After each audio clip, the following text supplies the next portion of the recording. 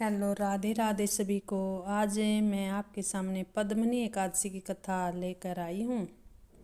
बोलिए विष्णु भगवान की जय। धर्मराज युधिष्ठिर बोले कि हे भगवान, अब आप अधिक मास शुक्ल पक्ष की एकादशी के बारे में बतलाइए। उस एकादशी का क्या नाम है तथा उसके व्रत की विधि क्या है, सो समझा कर कहिए। श्री कृष्ण बोले कि हे राजन, अधिक मास की एकादशी का नाम पद्मिनी है। इस एकादशी के व्रत से मनुष्य विष्णु लोक को जाता है। हे राजन, इस विधि को मैंने सबसे प्रथम नारद जी से कहा था। यह विधि अनेक पापों को नष्ट करने वाली तथा मुक्ति और भक्ति प्रदान करने वाली है। आप ध्यानपूर्वक सुनिए। दशमी के दिन व्रत को शुरू करना चाहिए और कांसे के पात्र में भोजन मांस, मसूर, चना, कोंदो, शहद, शाक और पराया अन्न दशमी के दिन नहीं खाना चाहिए।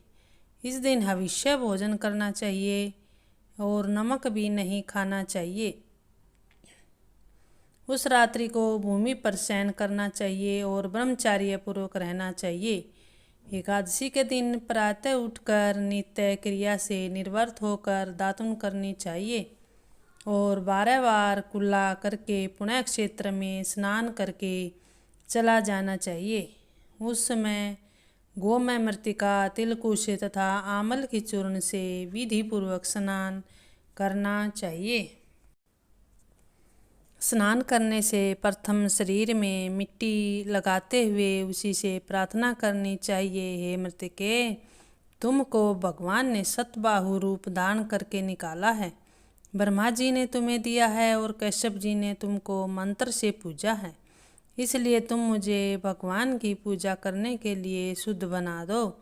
समस्त औषधियों से पैदा हुई गौ के पेट में स्थित रहने वाली और पृथ्वी को पवित्र करने वाली तुम मुझे शुद्ध करो।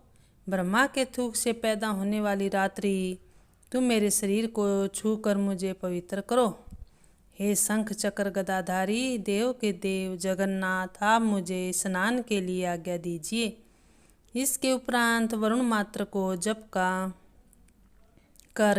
कर स्नान करना चाहिए। पवित्र तीर्थों के अभाव में उनका स्मरण करते हुए किसी तालाब में स्नान करना चाहिए। स्नान के पश्चात सफ़ेद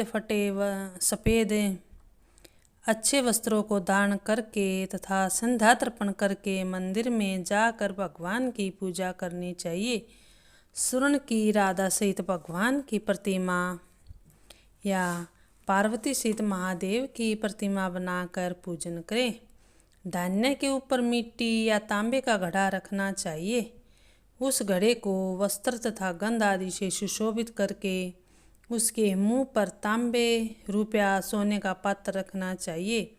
उस पात्र पर भगवान की प्रतिमा को रखकर धूप, दीप, नैवेद्य, पुष्प, चंदन आदि से उनकी पूजा करनी चाहिए। उसके उपरांत भगवान के सम्मुख नृत्य गान आदि करना चाहिए। उस दिन पतित तथा रजस्वला स्त्री का स्पर्श नहीं करना चाहिए। उस दिन असत्य भाषण तथा गुरु और ब्राह्मण की निंदा नहीं करनी चाहिए। उस दिन भगतजनों के साथ भगवान के सामने पुराण की कथा करनी और सुननी चाहिए। अधिक मास की शुक्ल पक्ष की पद्मिनी एकादशी का व्रत निर्जला करना चाहिए। यदि मनुष्य शक्तिवान हो तो उसे जलपान या शुद्धाहार से व्रत करना चाहिए। रात्रि में जागरण करके नाच और गान करके भगवान का ध्यान करते रहना चाहिए। प्रतिपहर मनुष्य को भगवान या महादेव जी की पूजा करनी चाहिए। भगवान को पहले प्रहर में नारियल, दूसरे में बिल्व फल, तीसरे में सीताफल और चौथे में सुपारी, नारंगी अर्पण करना चाहिए। इससे पहले प्रहर में अग्नि होम का, दूसरे में वाजपेय यज्ञ का, तीसरे में अश्वमेध यज्ञ का, चौथे में राजसूय यज्ञ का फल मिलता है। इस फल से अधिक संसार में न यज्ञ है, न विद्या, न तप है, न दान आदि हैं। एकादशी का व्रत करने वाले मनुष्य को समस्त तीर्थ और यज्ञों का फल मिल जाता है।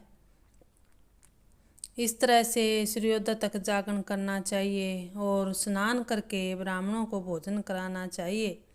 सब पदार्थ भगवान की प्रतिमा सहित ब्राह्मण को दे देना चाहिए। इसी प्रकार जो मनुष्य विधि पूर्वक भगवान की पूजा तथा व्रत करते हैं उनका जन्म सफल हो जाता है और इस लोक में अनेक सुखों को भोग कर अंत में विष्णु लोक को जाते हैं। हे राजन, मैंने आपको एकादशी के व्रत का पूरा विधान बतला दिया और अब जो पद्मनी एकादशी का भक्तिपूर्वक व्रत करते हैं उनकी कथा कहता हूँ, ध्यान पूर्वक श्रवण कीजिए। एक सुंदर कथा पुलस्त्य जी ने नारद जी से कही थी। एक समय कार्तवीर्य ने रावण को कारागार में बंद रख रखा था।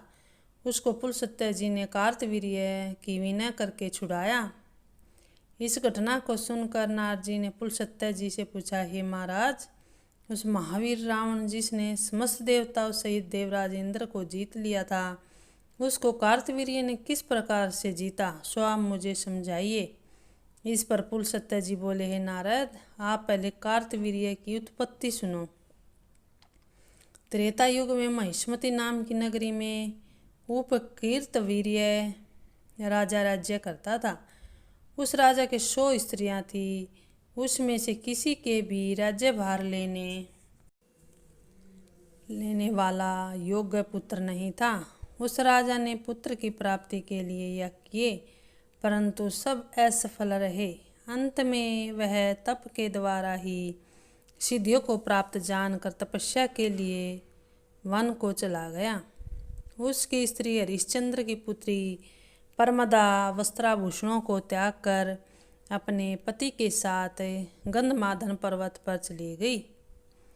उस स्थान पर इन लोगों ने 10 सहस्त्र वर्ष तक तपस्या की, परंतु सिद्धि प्राप्त न हो सकी। राजा के शरीर में केवल हड्डियां ही रह गई। यह देखकर परमदा ने विनय सहित महासती अनुसुईया से पूछा कि मेरे पति को तपस्या करते हुए 10 सहस्त्र वर्ष बीत गए हैं, परंतु अभी तक भगवान प्रसन्न नहीं हुए हैं जिससे मुझे पुत्र प्राप्त हो सके। अब आप मुझे कोई व्रत बतलाइए जिससे मुझे पुत्र की प्राप्ति हो। इस पर अनुसुईया जी बोली कि अधिक मास की जो 32 महीने के बाद आता है उनमें 2 एकादशी होती हैं, जिसमें शुक्ल पक्ष की एकादशी का नाम पद्मनी और कृष्ण पक्ष की एकादशी का नाम परमा है।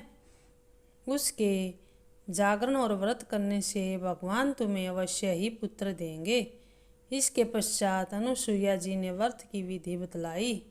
रानी ने अनुसुईया की विधि की बतलाई हुई के विधि के अनुसार एकादशी का व्रत और रात्रि में जागरण किया। इससे भगवान विष्णु उन पर अत्यंत प्रसन्न हुए और वरदान मांगने के लिए कहा। रानी इस पर भगवान की स्तुति करने लगी और रानी ने कहा कि आप यह वरदान मेरे पति को दीजिए। परमदा का यह वचन सुनकर भगवान विष्णु बोले कि परमदे, मलमास मुझे बहुत प्रिय है, जिसमें एकादशी का व्रत तथा रात्रि जागरण तुमने विधि पूर्वक किया है, इसलिए मैं तुम पर बहुत प्रसन्न हूँ। इतना कहकर भगवान विष्णु राजा से बोले, हे राजेंद्र, तुम अपनी इच्छा के अनुसार वर मांगो, क्योंकि तुम्हारी स्त्री ने मुझको प्रसन्न किया है। भगवान की सुंदर वाणी को सुनकर राजा बोले कि हे भगवान, आप मुझे सबसे श्रेष्ठ, सबके द्वारा पूजित तथा आपके अतिरिक्त देव, दानव, मनुष्य आदि से अजेय उत्तम पुत्र दीजिए। भगवान उसे तथास्तु कहकर अंतर्ध्यान हो गए। वह दोनों अपने राज्य को वापिस आए और उन्हीं के वह कृतवीर्य उत्पन्न हुए थे। वह भगवान के अतिरिक्त सबसे अजेय थे और इसी से उन्होंने रावण को जीत लिया था। यह सब पद्मनी के व्रत का प्रभाव था। नारद जी से इतना कहकर पुलस्त्य जी वहाँ से चले गए। भगवान बोले कि हे महाराज, यह मैंने अधिक मास की शुक्ल पक्ष की एकादशी का व्रत कहा है। जो मनुष्य इस व्रत को करता है वह विष्णु लोक को जाता है। बोलिए विष्णु भगवान की जय हो। तो ये थी पद्मनी एकादशी की कथा। जिसके सुनने से व्रत करने से सभी पापों का नाश होता है और इसके व्रत करने से पुत्र की प्राप्ति होती है। जय श्री कृष्ण, जय श्री राधे। सभी बहनों को राधे राधे, जय श्री राधे। धन्यवाद।